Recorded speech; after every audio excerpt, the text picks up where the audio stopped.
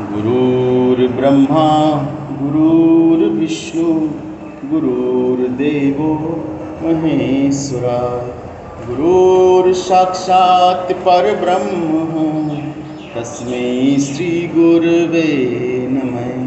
दंडोत वंदन अनेक बार सर्व कला समरथ डोलन तेरा खो प्रभु नानक देकर हथ।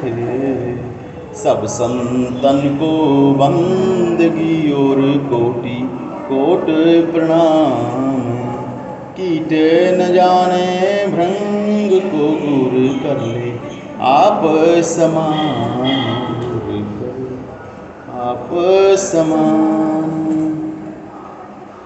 कृपया ध्यान और एकाग्रता से शांति से सत्संग को सुनो। गुरु एक ऐसी तत्व निधि है जिसको संसार में बहुत ही तरह से सम्मानित और देखा जाता है। प्रथम गुरु जिसे हम पहला गुरु कहते हैं, हमें पैदाइशी माँ के रूप में मिलता है। इस संसार में हर किसी को जो इंसानी चोले में पैदा हो गया उसे माँ के रूप में प्रथम गुरु को धारण करना ही पड़ता है। विधि विधान, सभ्यताएं, बोलचाल, वादे, कमेंटमेंट ये तो तब आते हैं जब इंसान बोलना सीख जाता है, तब उसे कुछ समझ आ जाती है। ये बात उससे भी पहले की है, जब एक शिशु केवल उत्पन्न हुआ होता है, उसकी थोड़ी सी तवज्जो, थोड़ी सी कॉन्शियस होती है, लेकिन वो अपनी माँ से आंतरिक ऊर्जा से जुड़ा होता है। जिस तरह से उसका जुड़ाव है वो कोई विधि विधान नहीं है, वो गर्भ से ही उसका जुड़ाव है। प्रथम गुरु इसलिए कहा गया है, खाना पीना, चलना, अपने आप का ख्याल करना, अंदर बाहर का ख्याल करना, जो भी कुछ है केवल माँ सिखाती और कोई नहीं। पहले गुरु का स्थान माँ को इसलिए भी दिया है कि माँ उत्पन्न करने वाली है। माँ आपका आविर्भाव, जो यहाँ पर आने की जो आपकी तिथि है, वो उसकी खुद के हाथ में है। माँ इसलिए भी पूजनीय है कि उसने आपको अपने अंदर अपने शरीर का अंग बना के रखा है।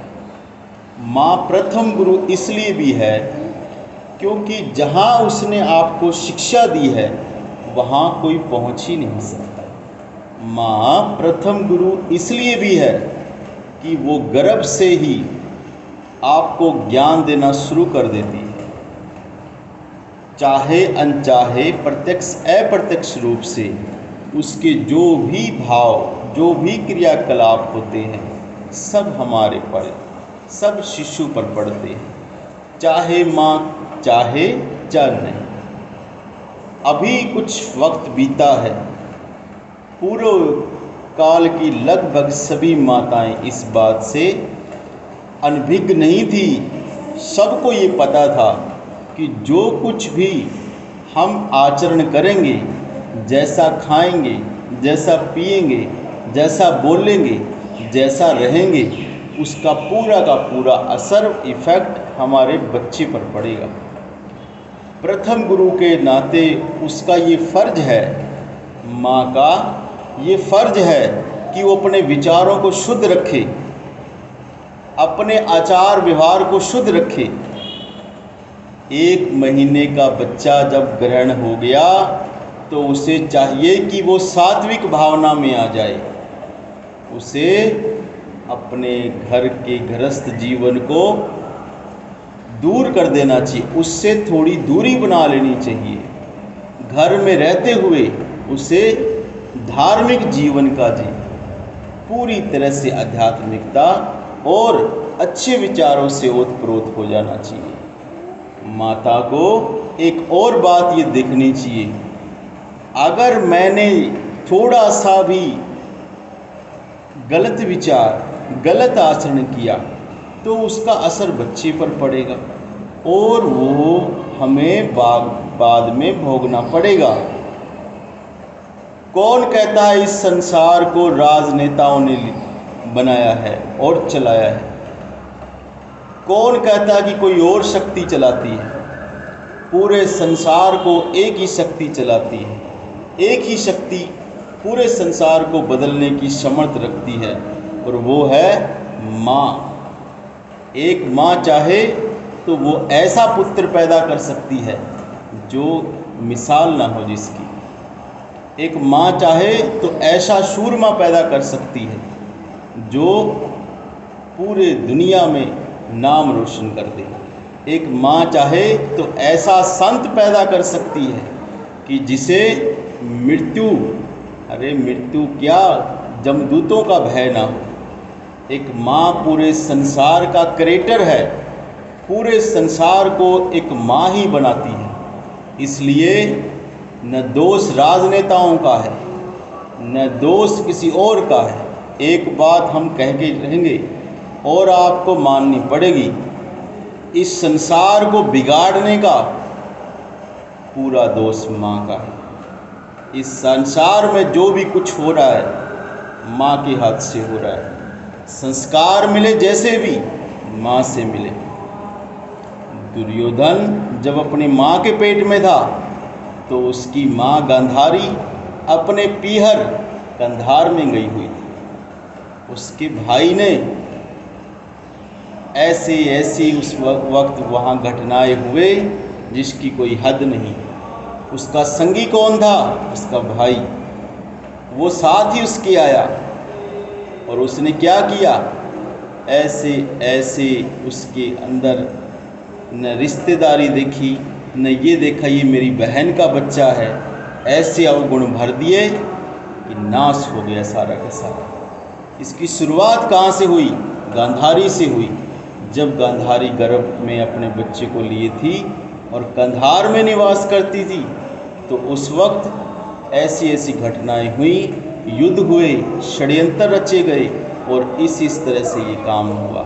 सारा दोष माँ का इसलिए भी है कि वो चाहती तो इस चीज़ से, इस सब गंदे वातावरण से दूर जा सकती थी।